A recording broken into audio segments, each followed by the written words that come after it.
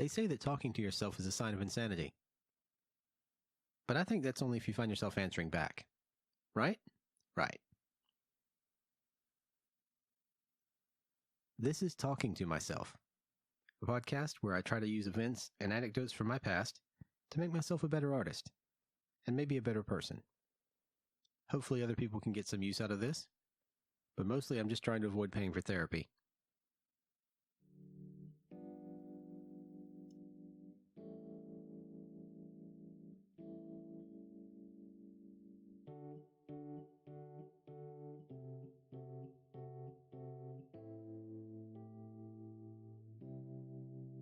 Today on the podcast, I thought we'd talk about being odd, different, unusual. It probably comes as no surprise to you out there that I have always been considered a little off by the public at large. When I was a child, especially, but now too, I'm just better at hiding it now, basically. Here's an instance of what I mean. When I was 6, I earned my first box of crayons. At my school I was at the time, they would take you to a partially closed door to shield you from view so no one could coach you, give you the heads up. They would take a box of 8 crayons, Crayola, the big ones. They would hand you a crayon from the box, ask you the color. If you got through all 8 correctly, you earned yourself a box of crayons, and they were yours to use in class and take home and whatever. So, of course, it's me. I've been drawing since I was 4 or 2. I think my mom told me that I tore up the walls of their house when I was 2 with a ballpoint pen that I found. So I've been doing all kinds of crazy crap like that. But anyway, I knew the colors. I got the box. That's the point. I remember showing my dad a crayon drawing I did not too long after that. It was a picture of a smiling face, big toothy grin, someone extremely happy. And my dad asked me, what are these little dots all over the teeth? Are they speckles, or what is that? I was like, it's bugs. Obviously. Now, I'm not sure. Most kids are a little strange, but that's the kind of strange I was, and still am. A bit later in high school, I was still odd. Actually, back up a little bit before we get to high school. Throughout grade school, I was always the kid that kept the Halloween costume stuff all year. Like, I'd have a pair of those cheap plastic vampire fangs that the hinge always broke off. I'd have a pair of those in my pocket most days. And I used to wear them on the school bus, just for fun. Just to smile at people. Just to scare younger kids, mostly. It was a lot of fun. It's fun what you can do when you don't have adult responsibilities weighing down on you. Then in high school, this is years before the school shooting, so don't think that I'm a crazy person. I'm not that crazy. But I was the kid wearing the gray denim trench coat. I was the kid who was drawing ninjas in the margins of his math homework every day. I was the kid who spent lunchtime in the library reading up about vampires and spiders, Aztec ritual sacrifice, and whatever I could find that was interesting. All kinds of fun things. Unfocused, I think. If I'd been a little better focused, I'd probably be a mechanic or an engineer or something now. But art was always my favorite. And in college, I've mentioned here on the podcast before, but in college I got into a bit of trouble in chemistry by drawing in the margins of my lab notebooks all the time. I mean, it's college, they don't get on you for drawing during lectures, but I had to turn these in, and I didn't think about that at the time. So I turned in assignments with, like, chickens and werewolves and hunchbacks and all kinds of frog creatures and all sorts of things in the margin. And the teacher was usually pretty cool about it, but they did put notes on there saying, could you please stop doing this? It's distracting for me grading. So, yes, always been a little strange, always been inclined towards art. And I think there's a correlation, but not in the way that it sounds like. I don't think that the art makes me weird.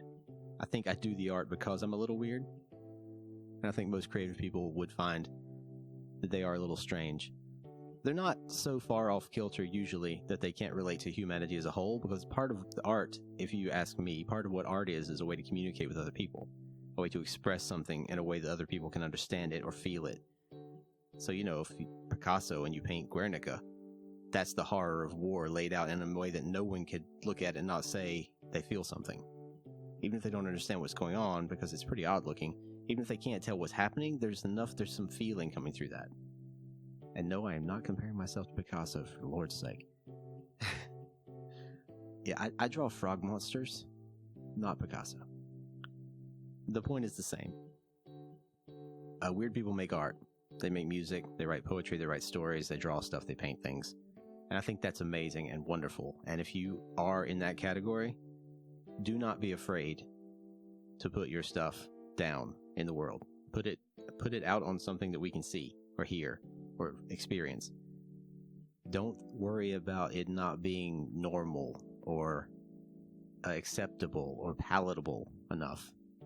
Don't deliberately try to offend people, but you have to be true to yourself.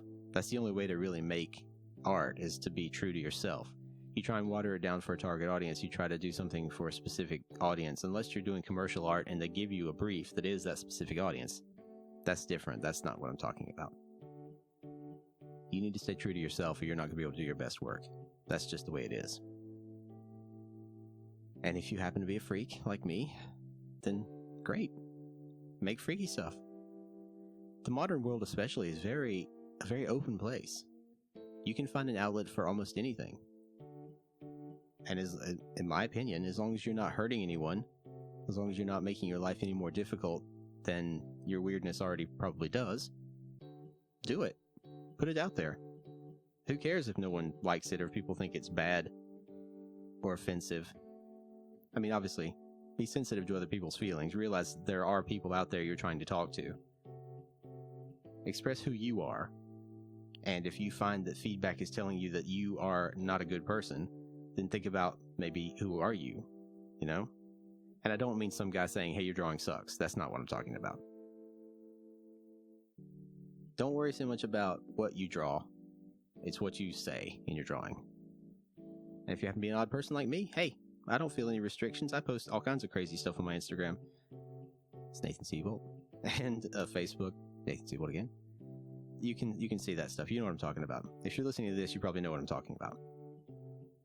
So, as the saying goes, don't be afraid to let your freak flag fly. That was the message of today's post. I generally do these podcasts, to help myself with an issue I'm having, or to remind myself in this case, to not let go of something. Because I've felt a lot of pressure, not recently, but a lot of pressure in the past to conform artistically in order to try to chase success. For one thing, I don't really make and sell fan art. I go to conventions and sell art a lot, but you don't make a lot of money at conventions without selling fan art because people want to buy things that they're familiar with.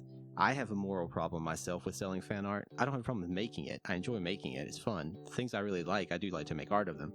I don't like selling it because it feels like it's not my idea. And when I sell a piece of art, half of the thing or more to me is I'm selling an idea to somebody.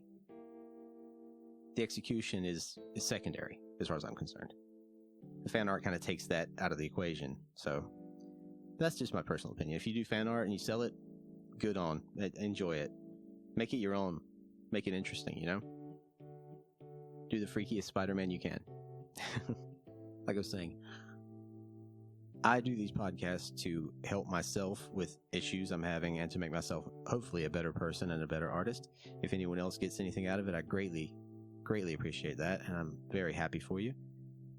Thank you to everyone for watching and listening to these podcasts. Thank you for all the wonderful comments I've gotten on YouTube. If you happen to be a member of my Patreon, then you get to hear and see these episodes a week early, and you are the shiniest people I know. Thank you a great deal to all the patrons. You guys are awesome. Everyone here is awesome. And if you make things and you consider yourself an outsider or a weird person, then you are in a large and prestigious company, including me and my frog monsters. Take care, and don't forget to let your freak flag fly.